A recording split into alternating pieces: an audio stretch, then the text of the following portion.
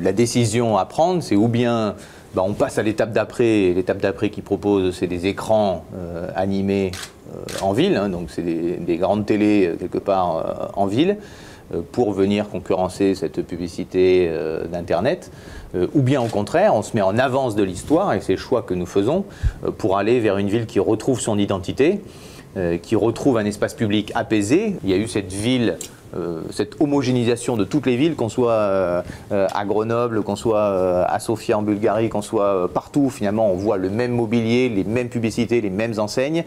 Comment on va vers la ville de demain, qui est déjà aujourd'hui ici, la ville d'aujourd'hui, sur une ville qui au contraire sa force c'est son identité, et le fait que les gens viennent chercher dans ce commerce de ville, mais aussi dans l'espace public, une identité particulière. Il faut savoir que la nouvelle génération de mobilier urbain, c'est un mobilier urbain dit intelligent, qui peut apporter de nouveaux services aux habitants, des fils d'infos continus, des applis à télécharger, des informations sur le trafic automobile, sur le quartier dans lequel on se trouve. Et la municipalité a décidé, toute seule dans son coin, que les Grenoblois n'auraient pas droit à ces nouveaux services. Pour compenser cela, la ville de Grenoble dit qu'elle va installer de nouveaux panneaux.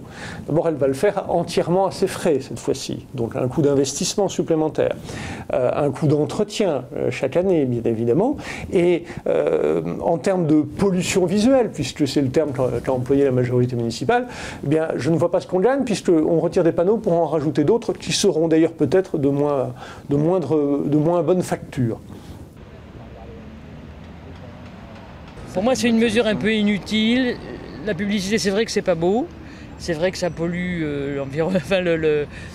l'environnement visuel, mais que je crains que ce soit un mal nécessaire.